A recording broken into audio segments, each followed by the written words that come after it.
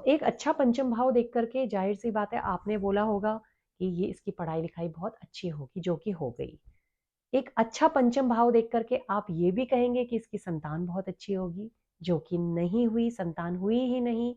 तो आप डिफरेंशिएट करेंगे तो कैसे करेंगे? एक भाव इतनी ढेर सारी चीज़ों को दिखाता है। अब आप क्या करेंगे?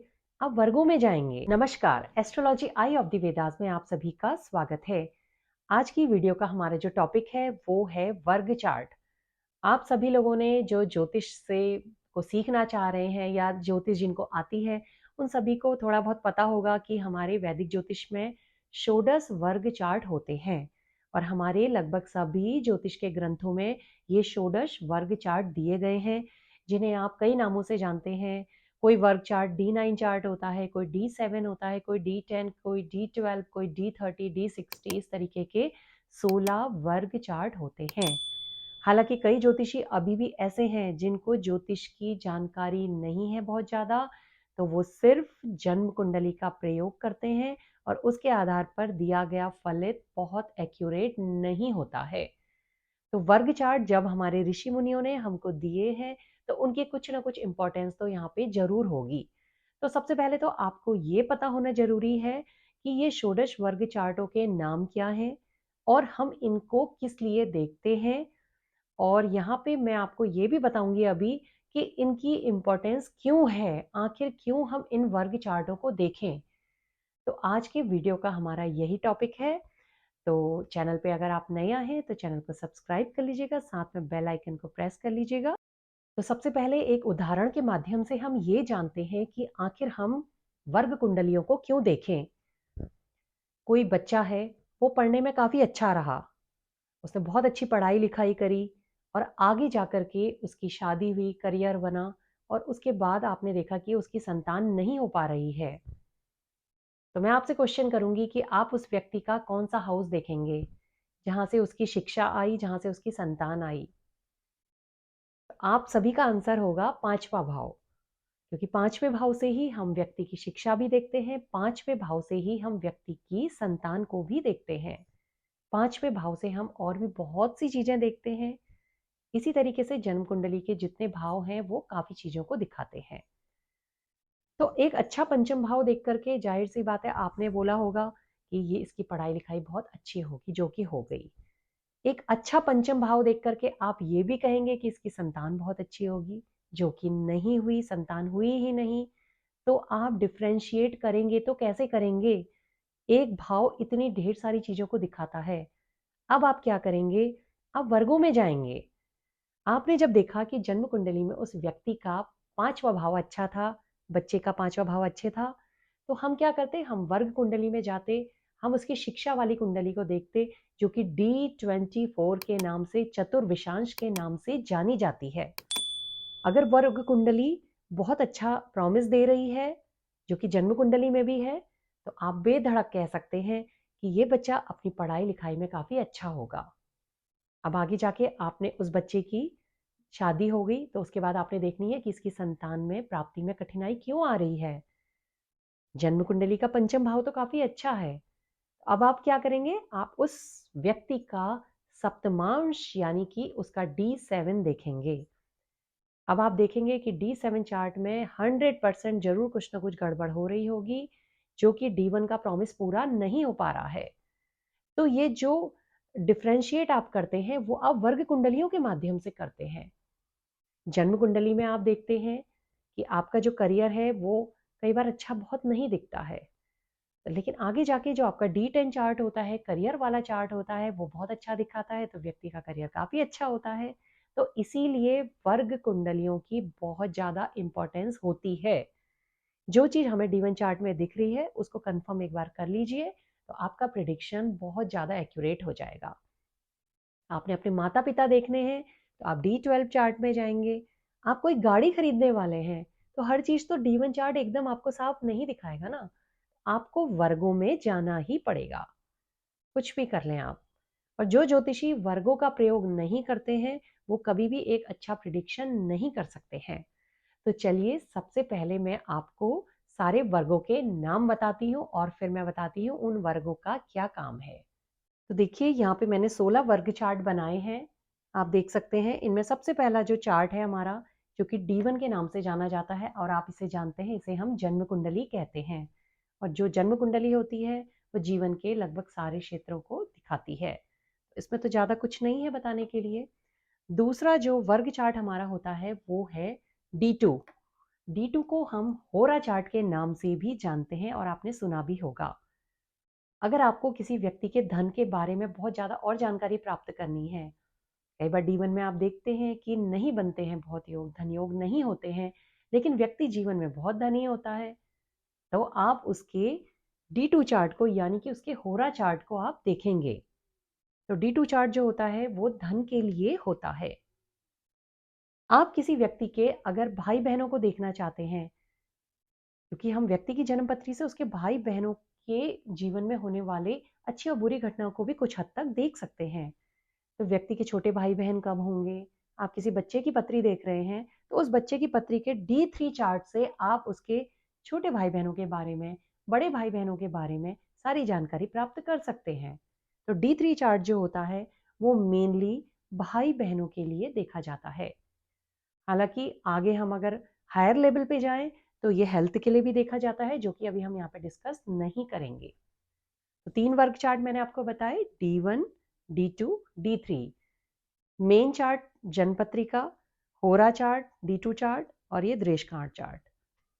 अगला चार्ट जो हमारा वर्ग चार्ट है वो है हमारा D4 चार्ट, जिसे हम चतुर्थांश चार्ट के नाम से जानते हैं।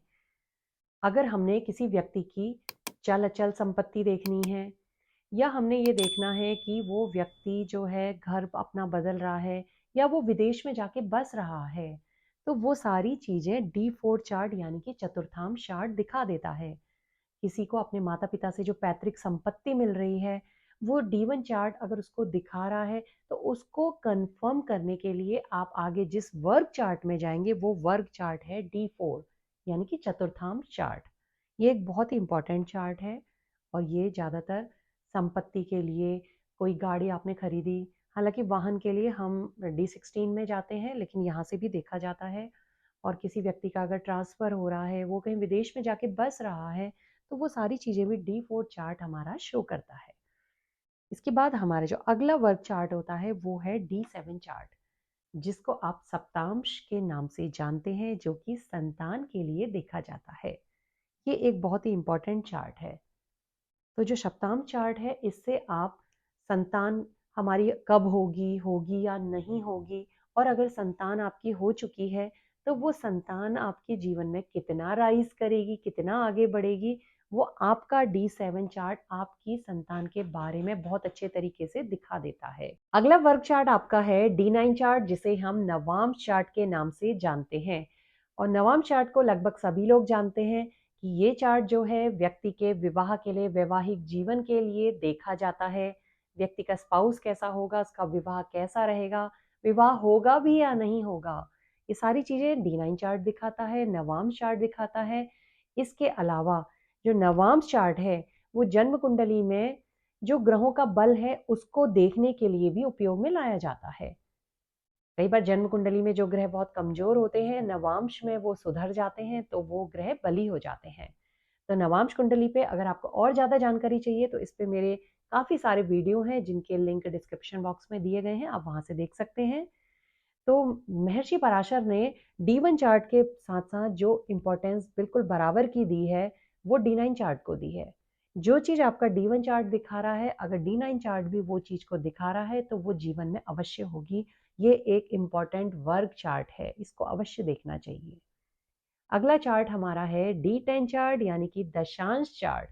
इसको हम दशमांश कुंडली भी कहते हैं और ये व्यक्ति के करियर के लिए देखी जाती है। जिस समय किसी व्यक्ति की जॉब लगनी होती है, या व्यक्ति का प्रमोशन होना होता है, या व्यक्ति का ट्रांसफर होना होता है, तो उस समय ये D10 चार्ट यानी कि दशमांश कुंडली अवश्य ही देखी जाती है। इसके अलावा आप देखते हैं कई लोग बहुत ज़्यादा परोपकारी नेचर के होते हैं, उनके कर्मा बहुत अच्छे होते हैं, लोगों की बहुत भलाई करते हैं। तो अच्छे या बुरे कर्मों का लेखा जोखा भी हमारा दशमांश चार्ट यानी कि D10 चार्ट पेश करता है। तो आपने देखा कि D1 चार्ट में काफ़ी चीज़ें होती हैं, लेकिन उनको कंफर्म करने के लिए हमें इन वर्गों में जाना है। उसके बाद अगला चार्ट हमारा है D12 चार्ट, जिसे हम द्वादशांश कुंडली के नाम से जानते हैं। किसी बच्चे की जन्म पत्री आपने देखी, उसमें आपने देखा कि इस समय बच्चे के पिता के लिए थोड़ा खराब समय चल रहा है, लेकिन ये ज़रूरी नहीं है कि पिता के लिए वो खराब समय हो, क्योंकि वो अभी हमने कंफर्म नहीं किया है। उसको कंफर्म करने के लिए हम D12 चार्ट में हम जाएँगे। अगर D12 चार्ट यानी कि माता-पिता का चार्ट यानी कि द्वादशांश चार्ट अगर उस चीज़ को दिखा रहा है, तो फिर वो चीज़ अवश्य होगी, आप उस चीज़ पे मुहर लगा सकते हैं। इसके बाद हमारा जो अगला चार्ट है, वो है हमारा D16 चार्ट, जो कि वाहन के लिए देखा जाता है। अगर कोई व्यक्ति नया वाहन खरीदने वाला है, वो वाहन कितना बड़ा होगा, कितना महँगा होगा, या किसी व्यक्ति के पास जीवन में कितने वाहन हैं, कितनी गाड़ियाँ हैं, ये सारी जानकारी अगर आपको कन्फर्म करनी है, तो आप D16 चार्ट यानी कि षोडशांश चार्ट में जाएँगे। ये वाहन के लिए यूज़ किया जाता है। अगर किसी की कोई गाड़ी वगैरह कई बार चोरी हो जाती है या गाड़ी के साथ कोई दुर्घटना हो जाती है, तो वहाँ पे भी आप D1 चार्ट के साथ-साथ D16 चार्ट यानी कि षोडशांश चार्ट को अवश्य देखेंगे। इसके बाद जो हमारा अगला चार्ट है, वो है D20 चार्ट, जो कि विषांश कुंडली के नाम से जाना जाता है। कई बार आप देखते हैं कि कई लोग बहुत अच्छा करियर, घर-बार होने के बाद लास्ट में उन सबको छोड़ देते हैं और सन्यासी बन जाते हैं, या कई लोग बहुत ज़्यादा स्पिरिचुअल होते जाते हैं। तो किसी व्यक्ति की अगर आपको स्पिरिचुअल ग्रोथ देखनी है, उसके धार्मिक क्रियाकलाप देखने हैं, तो आप D20 वर्ग चार्ट में यानी कि विषांश कुंडली में जाएँगे। इसके बाद अगली वर्ग कुंडली है D24 चार्ट, जो कि चतुर्विशांश के नाम से जानी जाती है।